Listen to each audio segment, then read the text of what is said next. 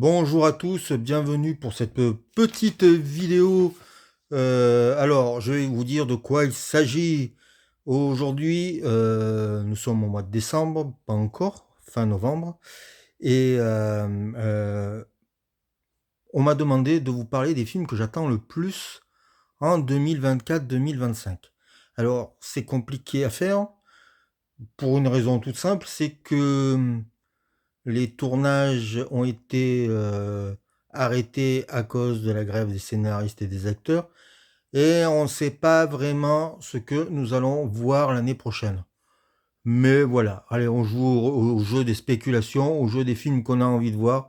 Donc, on va dire que ceci est un top des films que j'ai envie de voir en 2024 et en 2025. Alors, j'en ai choisi 5, il y en a plein d'autres. Et puis, il y a sûrement parce que il va avoir des surprises, à mon avis, car des films ont été tournés, comment dire, des indépendants vont sûrement débarquer à cause de cette grève. On va avoir sûrement des révélations, j'imagine. Ça a toujours été comme ça. Mais donc, du coup, je vais faire 5 films différents les uns des autres, 5 attentes différentes. Et puis on verra bien. Et peut-être qu'il y a des films dans les 5 qui ne se font peut-être même pas. Alors la plupart sont tournés, je crois, sauf le dernier, dont je suis pas sûr de grand-chose. Mais bon, le secret est toujours intéressant, donc allons-y. On va commencer par le numéro 5. Alors, c'est un film français. C'est un film réalisé par Jacques Audiard. Et c'est un projet tellement fou, passionnant, intéressant, qui c'est le genre de film qui peut être soit très mauvais, soit très très bon. Donc ça s'appelle Emilia Pérez. Le film devait être tourné au Mexique et alors je sais pas pourquoi ce n'est pas le cas. Il va être tourné entièrement en studio. Alors est-ce qu'il est tourné ou pas? J'ai cherché, je suis pas arrivé à savoir si il était tourné ou pas. Je n'en sais rien. En tout cas, un casting était prévu et je sais que la musique du film, parce qu'elle est importante puisque c'est une comédie musicale, est terminée. La musique du film est composée et écrite par la chanteuse Camille. Alors pendant un temps, on a dit qu'elle jouait dedans, je ne sais pas, je n'arrive pas à savoir l'info si elle est dedans ou pas. En tout cas, on cite dans ce film de Jacques Audiard, il y aurait Selena Gomez, Mystère et boule de gomme, je sais pas. Il y aurait Zoé Saldana. Alors pour quel rôle, pour quel personnage, je ne sais pas. Mais ce qu'on sait à peu près, alors j'espère que je vais bien le dire parce que c'est un nom mexicain et on sait qu'il y a une actrice trans qui jouerait parce que c'est Emilia Pérez, c'est les aventures d'une transsexuelle. Et donc, il y aurait un personnage trans, et c'est Carla Sofia Gascon. Voilà, j'espère bien le dire, Carla Sofia Gascon. Et moi, j'avoue, je ne la connais pas du tout, donc je ne sais pas ce que ça va être.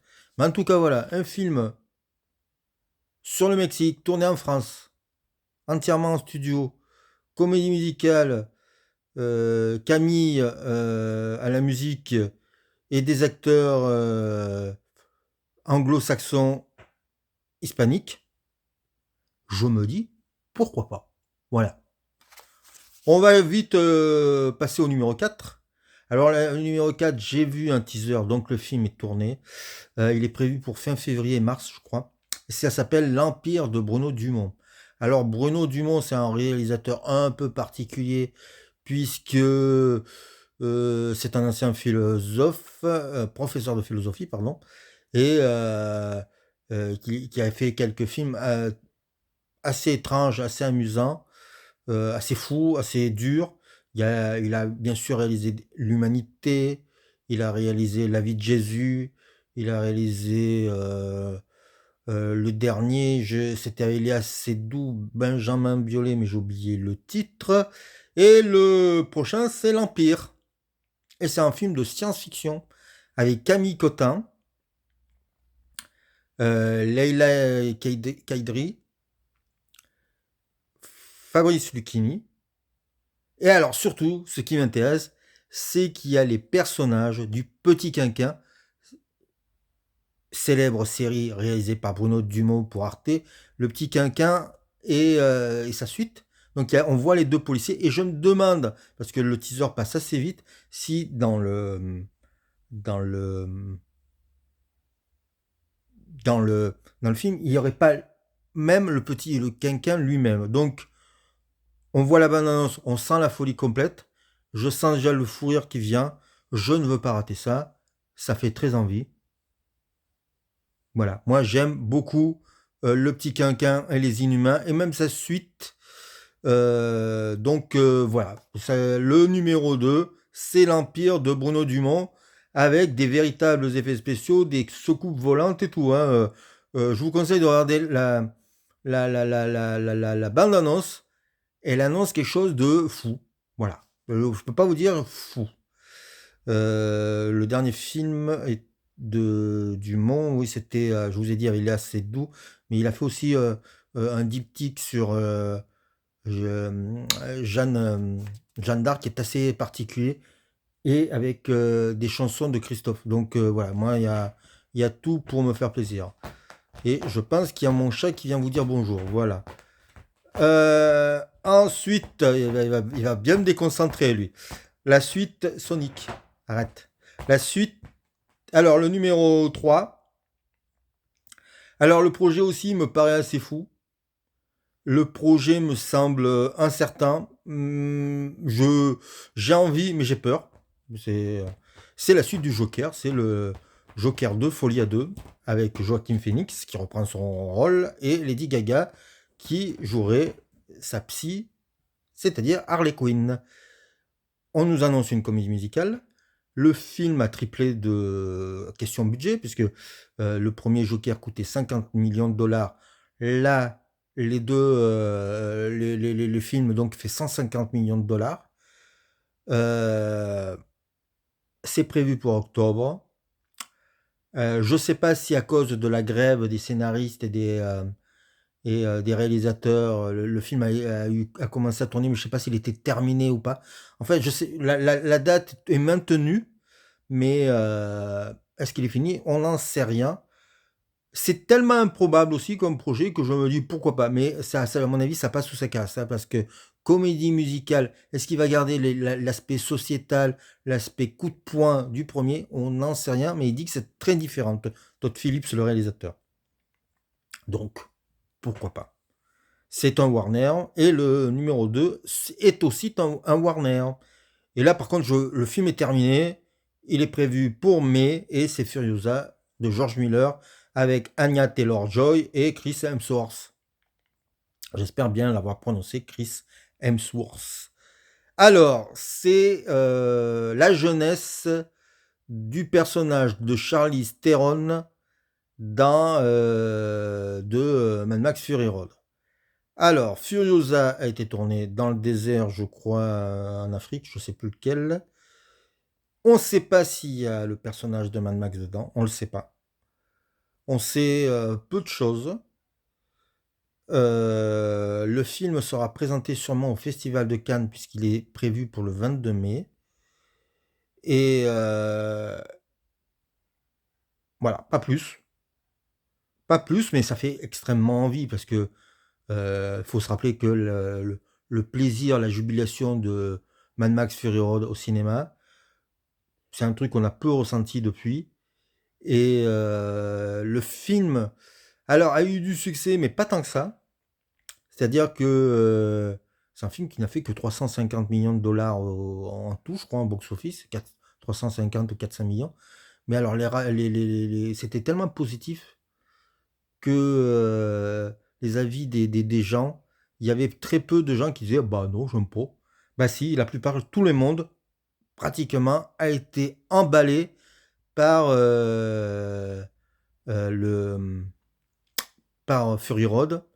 Et du coup, ça a mis du temps à se faire une suite parce que George Miller voulait je dirais pas les pleins pouvoirs, mais il voulait pouvoir faire à peu près ce qu'il voulait dans ce film. En tout cas, il voulait pas que les studios viennent l'emmerder pendant le tournage. Il y a eu des procès, ça a duré un long moment parce que, il faut savoir que George Miller, c'est lui qui a le nom Mad Max. Donc, voilà, il a dans les mains le film qu'il peut faire et qu'il veut faire, à mon avis. Il va pas pouvoir, il y a pas beaucoup de compromis. Qu'est-ce que ça va donner? Alors, il faut se rappeler que le dernier film de George Miller s'appelait 3000 ans à t'attendre et que c'est une merveille. Un film de psychologique, malin, intelligent, petit budget, mais qui s'est planté. Donc, à voir. Mais honnêtement, je vois pas comment il pourrait se planter avec Furiosa. En tout cas, c'est ultra attendu. Et le dernier, alors le dernier, c'est celui où j'ai hésité à le mettre parce que je ne sais pas si le tournage a commencé, s'il est prévu cette année, si le film va être réalisé cette année. On sait très peu de choses. Ben, c'est le dernier Tarantino. C'est The Movie Critic. On sait que le film se passerait à New York dans les années 70 et qui suivrait un critique de cinéma et que euh, il n'a pas envie d'avoir une grosse star. L'acteur qui l'intéresse le plus, c'est Paul Walter Hauser. Il l'a dit. On ne sait pas s'il l'a engagé. On sait pas. Je crois que le film n'a pas encore été tourné. On n'en sait rien. Il aimerait tourner des scènes avec Bruce Willis. Bruce Willis étant malade, ça risque d'être compliqué. Mais Tarantino disait, bah, ça serait bien de faire, vu toutes les navets qu'il a eu, ça serait bien de terminer dans un film, même un petit rôle dans un Tarantino pour le prestige. Bon, c'est un peu prétentieux, mais je peux comprendre son point de vue. Et on n'en sait pas plus. Euh, mais j'ai très très envie de voir ce film parce que avec un sujet pareil qui sur le papier fait pas très envie, peut être passionnant sur le cinéma.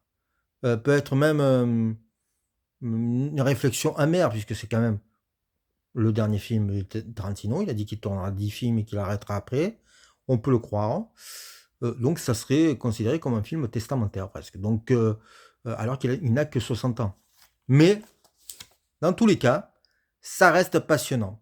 Donc le film s'appelle The Movie Critic. Je ne sais pas si on l'aura en 2024, mais en tout cas, ça mérite l'attente. Là, par contre, j'ai une grosse attente. C'est-à-dire que malgré, même si les critiques sont mauvaises, j'y vais. Donc, je vous répète mon top 5. Alors, en 5, Emilia Pérez de Jacques Audiard. En 4, L'Empire de Bruno Dumont.